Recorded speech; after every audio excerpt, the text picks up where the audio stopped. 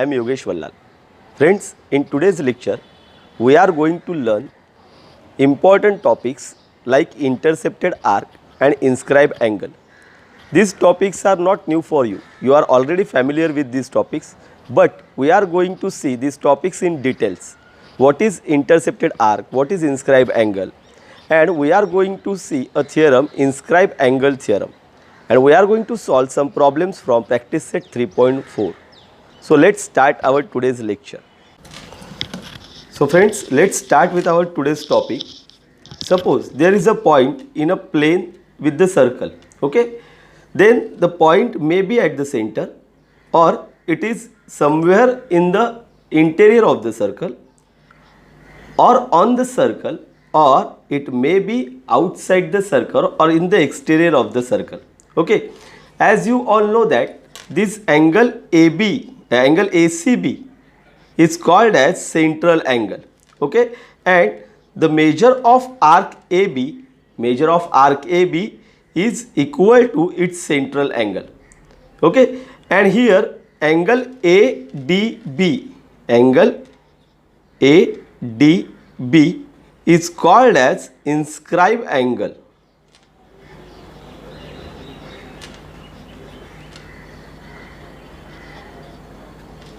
Inscribe means carve inside the circle or in arc, okay?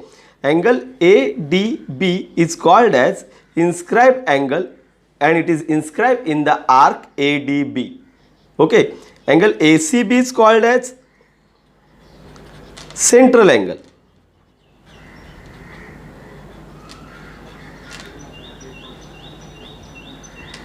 And angle ADB is called as inscribed angle. So today we are going to see a theorem related with inscribed angle, how to find the measure of inscribed angle. As we all know that measure arc AB is equal to measure angle ACB or corresponding central angle. Then what is inscribed angle? Let's define it. Inscribed angle, an angle is called inscribed angle in an arc of circle, if its vertex is on the circle. See here, D is on the circle. Angle is called inscribed angle in an arc of a circle if its vertex is on the circle and arms intersect the circle in two distinct points. So friends, now next important term is intercepted arc. The arc of a circle that lies in the interior of an angle such that the point of intersection of angle and arc are the end points of the arc is called an intercepted arc. So if in this figure, if we see this arc AB is called as intercepted arc because it fulfills all the condition that arc lies in the interior of an angle, it is lies in the interior of the angle and such that the point of intersection of the angle and arc are the end points. These are the end points of the arc, okay. Now let's see some more cases. Now look at this figure. In this figure we can clearly see that angle ABC, here AC is an intercepted arc, okay. Here arc BC from B to C, it is intercepted arc, This BC is not intercepted arc. Measure arc BC is an intercepted arc. Why? Because it fulfills the condition that all the points lies in the interior of the circle, and note one thing, each side of the angle has to contain one end point of the arc, okay. Here B is on arm AB and C is on arm BC, okay. So this is intercepted arc, okay. Here we can say that arc AC is intercepted arc. Remember friends, we don't have any concern with the vertex of the angle. Just we have to remember all the points of the arc in the interior of the circle and each arm contain end point of the arc, okay. Like this, there may be a case where two points are on same arc but point B is should be vertex in such case. Okay, here in figure 1, 2, 3 we can clearly say that there is only one intercepted arc, but in figure 4, 5 we can say that there are two arcs,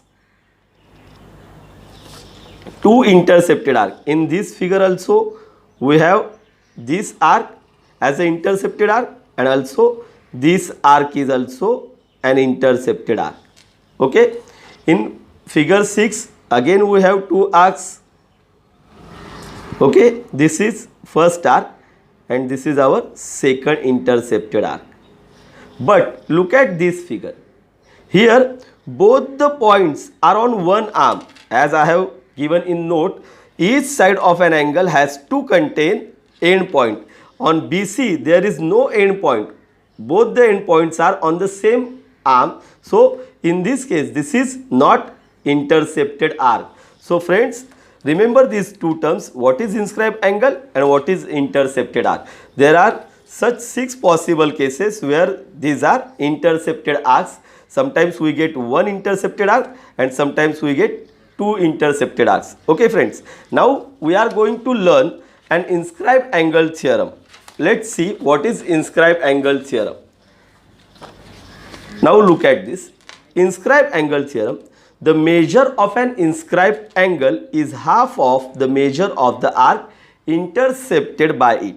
What is the meaning? Measure of an inscribed angle means measure of inscribed angle is half of measure of intercepted arc made by it.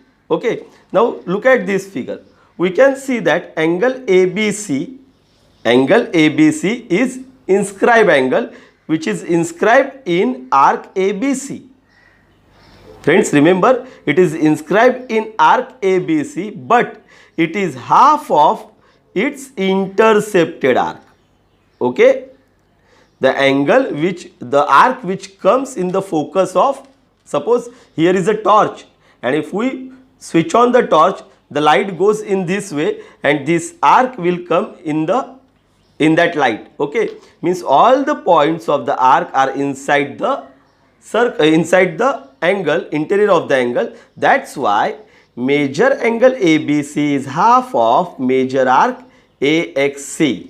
Okay, now here the point is on the circle, that's why it is inscribed angle. But what if the angle is inside or outside, or the point is inside the circle or outside the circle? In such case also we can find the measure of these angles. To find the measure of angle AEC, which is equal to measure angle DEB, both the angles are equal because these are opposite angles, is given by half of major arc AC plus major arc opposite BD. That means we have to add these two arcs and we have to make half of it. Okay, here only one arc is there, so we just take half of that arc. But when there are two arcs, okay, then we add both the arcs and then make half of it. In such a way we get this we get measure of these two arcs. Okay, now see, measure angle AED is equal to again measure angle CEB, or we can say BEC. Why? Because these are opposite angles. Okay, is again half of major arc AD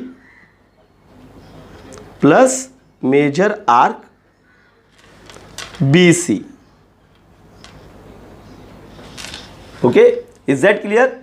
If the point is on the circle, then it is half of intercepted arc, measure of intercepted arc. If the point is interior, in the interior of the circle, then it is half of sum of the arcs. Okay, and if the point is outside the circle, I think you can guess here that major angle AEB, you can also call it as CED. Okay, nothing is going to differ here. Angle AEB is half of, again, major arc. Which is the bigger arc? Bigger arc is AB. Okay, bigger arc is AB. So AB minus major arc CD. Okay, so these are, we can treat this theorem as formula. Okay, and now we are going to use this formula and going to solve the problems in practice set 3.4. So let's start problems based on inscribe angle theorem. I am going to start with the first problem in that practice set, and that problem is sorry, in a circle with center O, length AB is given, length AB is equal to R. Okay, and now we have to find these four things. Let's start solving the problem. First step is OA is equal to OB. Any guess what is the answer? Why I have given this written this step OA is equal to OB? Because these are the radii of same circle,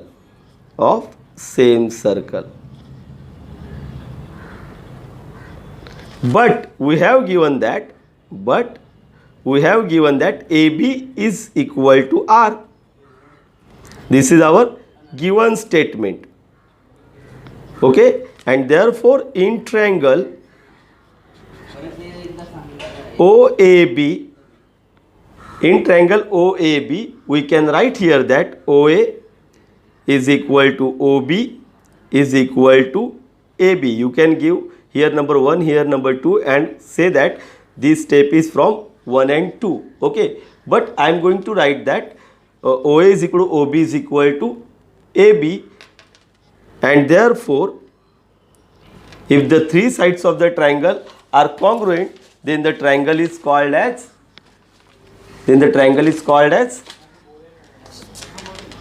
triangle OAB is called as equilateral triangle.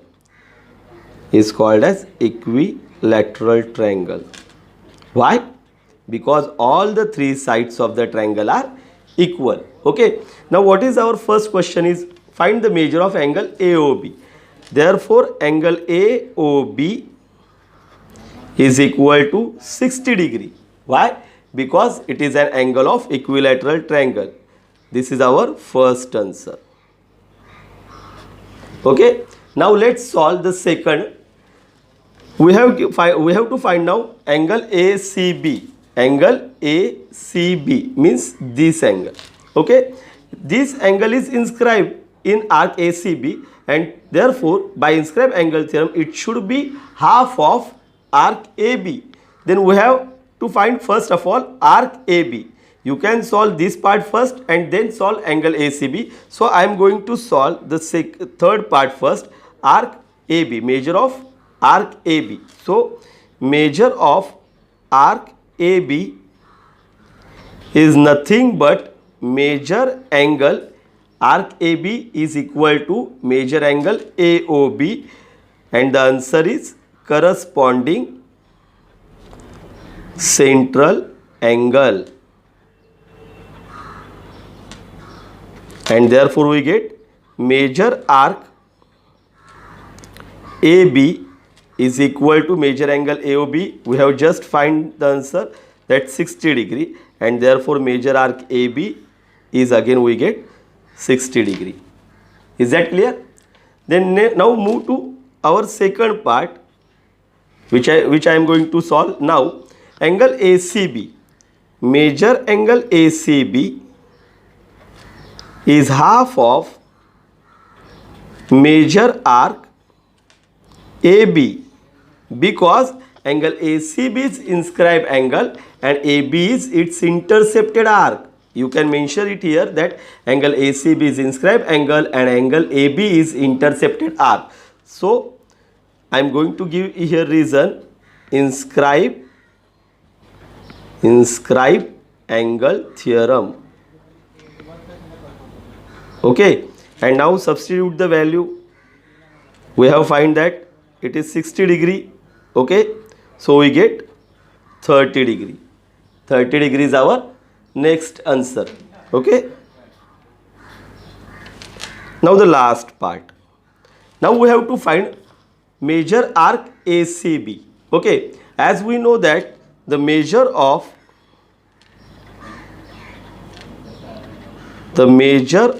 circle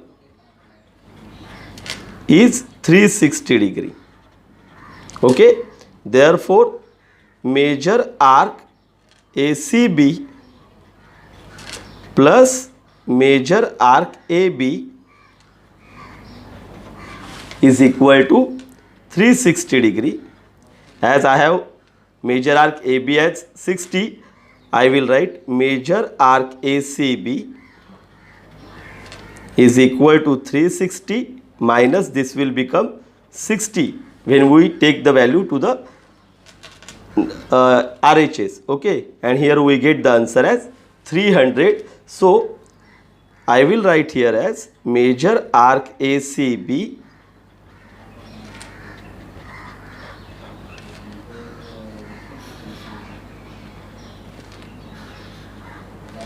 such type of problems can be asked for 4 marks. It has 4 parts, 4 answers to find out. Okay, sometimes they just ask 2 parts and the problem will become for 2 marks. Okay, now let's solve the next problem.